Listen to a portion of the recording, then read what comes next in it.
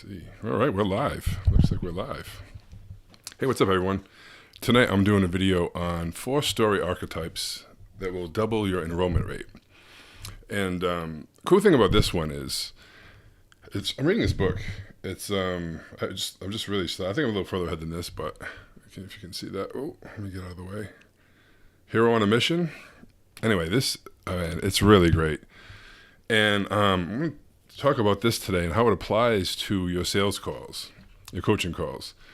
And basically, let me jump on my iPad. There's basically 4 archetypes or 4 characters. And now this is really cool because, I'm getting a glare.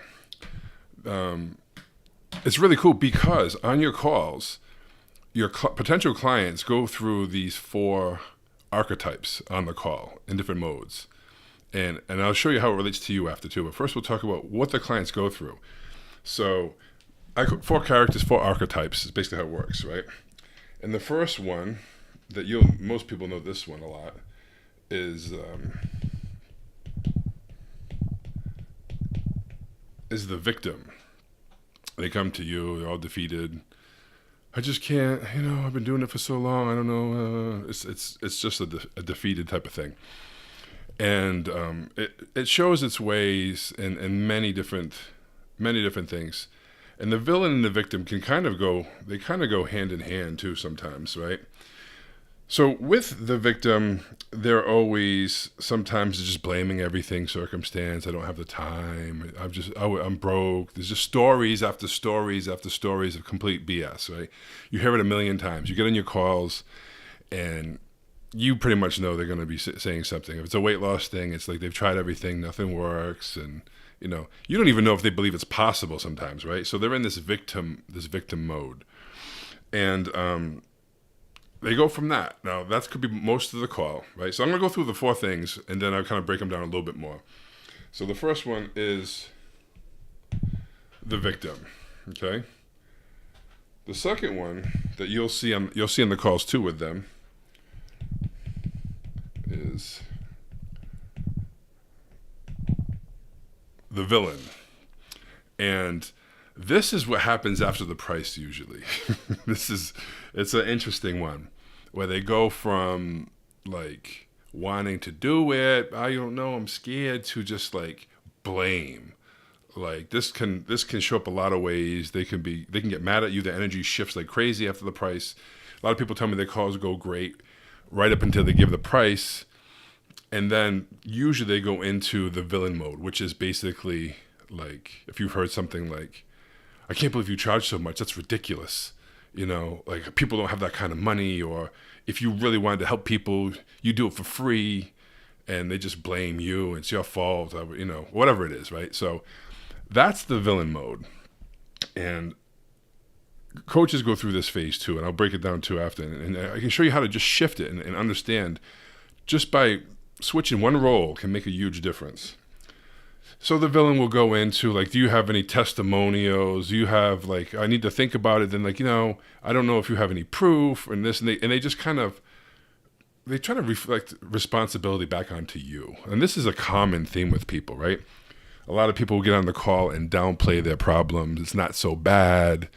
And they'll soften their problems and they do all these things. And a lot of the coaches I hear on the calls, they go right into try to, like I said, forcing pain in another video, right? They try to show them there's a problem. And that's not the best way. But anyway, I'm not going to get into that today, but they're going to go from the victim, they're going to go to the villain, right? And there's two more characters or archetypes. The third one is the guide. And the fourth one is the hero. Okay. Now, believe it or not, I hear a lot of language in the calls where coaches are saying, I could have saved them. I wanted it more than they did, right? And there's some problems that inherently I hear on like Cascada calls. Most of the calls I listen to, especially the first ones when people come to me, I notice that people usually just stay on the surface. They hit a million things. They don't go deep. But more importantly, they get a lot of vague answers. and they get a lot of limiting beliefs that they don't call out or handle early in the call, and then later those things turn into objections and makes it really hard to handle. But what I notice on the sales calls, the stages that the coaches go through, it's really interesting. They can get an application and the person doesn't have any money. And immediately they go into victim. They go into the victim mode. Or sometimes the villain, actually. Like, but usually the cycle is they don't get a sale. They have the negative self-talk. I don't know if I can do this. I've been doing it for so long. Why haven't I figured it out yet? I've taken 200, 300 calls. Why is it like this? People don't want to pay for my offer. They don't have the money. I attract broke people. Victim, victim, victim. Okay? Then usually what they'll do is they'll go into the villain mode. No, they weren't committed. I only work with committed people, and then they go into this, wasting my time, and they weren't serious, right? So they blame, right? So the blame can be the victim, and the blame can also be the villain. And believe it or not, the one that they go into the most is the hero. They want to save them. They beat themselves up. And that's the hard thing about being a coach, is because huge hearts, they really want to help. And when they're not able to have the impact they want to have, it affects them. And that's why they do tons of mindset work. They get a handful of no's, and it's like all for nothing, right? I do believe in mindset. I think it's important. But the identity is more important. And unfortunately, most coaches don't work on their skill set enough. They'll have a challenge with like, I just don't feel comfortable talking about the money. Well, how often do you talk about the money? I don't. So what happens? Well, I just let them go figure it out, right? And I'm like, well, if you don't do anything, how do you get comfortable at it? You get comfortable at by doing, right? Well, you don't want to do it only on the calls, right? Because practicing on your calls is very costly, right? We do role playing a lot, and now I got some AI software that is actually helping the clients practice on their own, because it's embarrassing at first, right? It's not easy to do. And it's much harder sometimes, I think, role playing than it is on your real calls, right? When you're in front of other people, you don't want to sound like you don't know what you're doing, but you really don't. And it's until you drill it and really get comfortable being uncomfortable, it takes being uncomfortable to get comfortable, unfortunately, right? So the AI software is fantastic with that role plays with clients. But anyway, you got to get out of the hero mindset, and you got to go into the guide. The guide is the energy you need to be in. And I'm not big on woo-woo stuff, but the reason why things happen is most of the time coaches' energy will shift.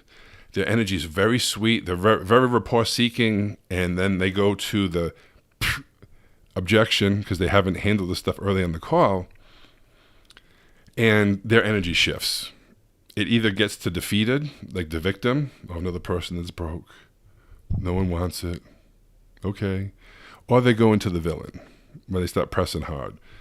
And very few can just keep the same energy and have a conversation and talk about difficult things.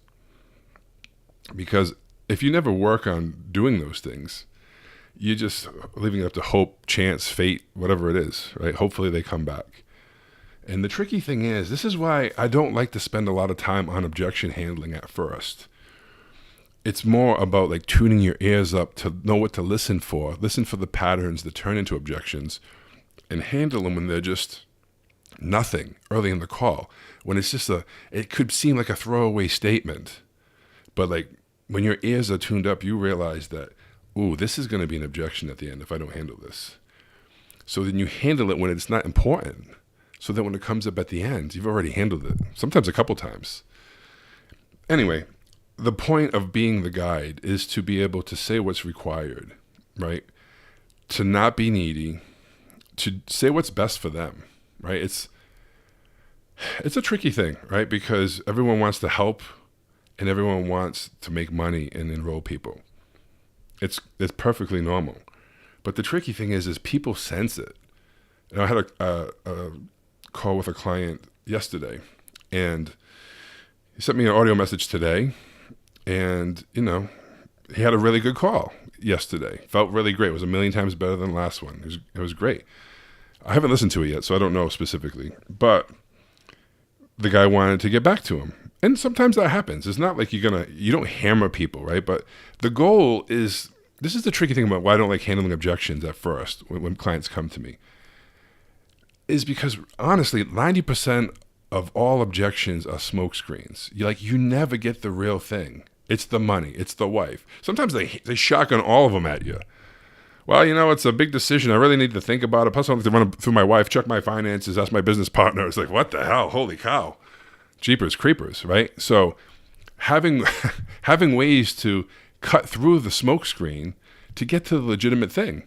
And then just having an honest conversation around it without your energy shifting, without trying to go into convincing mode, without getting mad that another person's not going to sign up. And then just having the capability to have conversations. I'm going to do another video too on like why your scripts are really killing your calls. It's like one of the worst things for most people. But I'm not going to get into that today, but you have to be the guide. You got to guide them through the hard times. People say you shouldn't coach on your calls, and that's complete BS. Now, you shouldn't coach them on what you help them with. Like if you help them with weight loss, you're not going to tell them how to lose weight. But if you think you can go a whole call when people have a lifetime of limiting beliefs, mindset blocks, all this crazy stuff, and you don't help them get past it, man, it's going to be really hard for them to sign up.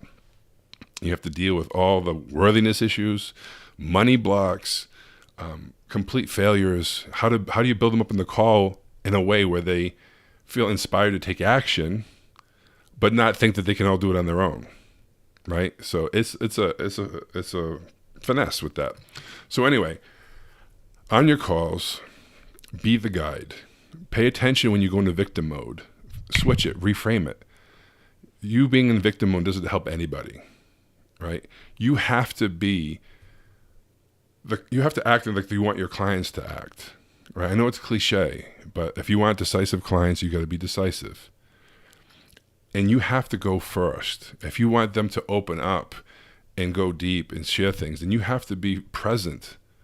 And you got to be willing to say like what they need to hear, not what they want to hear. Anyway, that's all I got for that tonight. I don't know how long it went today. Let's see. 12 minutes. That's not bad. Cool. So be the guide. Pay attention when you go into victim mode, because that doesn't help you. And pay attention when you go into villain mode, because that's the most destructive one too. Because it's like you're just blaming everybody. And don't ever try to be the hero. You have to make them the hero. That's the key. You make them the hero, and you get them. You have such a strong vision of them. This is where certainty, conviction, and like supreme confidence have to come in. Right? The problem is, one of the things I say is don't get sold. You get sold on their stories about them being broke, about them not being able to have the time, about them not being able to commit, about them, whatever it is, and their belief of that is so strong. You have to have so much certainty, so much belief that you know they can do it. You believe in them. You got to believe in people. You got to care about people enough to tell them the truth. And at the end of the day, they got to walk across the line. But the goal at the end of the call is their stories and all their bullshit. They have this armor up. And our goal in the call is not to force pain. It's not all this other bullshit. It's to get them to put their guard down and talk to you. Right? So at the end of the call, they can't hide behind their stories. They're naked. And then they make the decision from there. And it's not whether they want to work with you or not. It's like, do they finally want to be the person who does it, who puts themselves first, right? Who's going to go all in? Anytime you get some kind of objection, you got to bring it back to commitment. You got to make them earn it, right? They have to take responsibility for their life. If they keep blaming, how are they ever going to get past it? They won't. And who is it up to whether you settle for it or not? Me. And are you willing to settle for that? No. Why not? Well, because they keep saying I'm going to do it, but I never do it. And they, you do the responsibility stack. They have to own responsibility. They have to have a clear vision of what they want. Most people have been in so much pain for so long. You ask them what they want, and they tell you what they don't want. Right? You got to get them to stretch that gap. There has to be that. There has to. If they can't see a a big future, and they have to believe it. They have to see it, smell it, taste it, feel it, everything, and believe it's possible. And then when you do that, then you can bring them down to, but here's where you are now, right? And here's where they want to go. And then get them to own their power. All right, that's it. I feel preachy today. I'm sorry, guys. Do it, don't do it. I don't fucking care. Like, think about it. Think about it. If you need any help with the calls, reach out to me. I can do this in my sleep. All right, see you guys.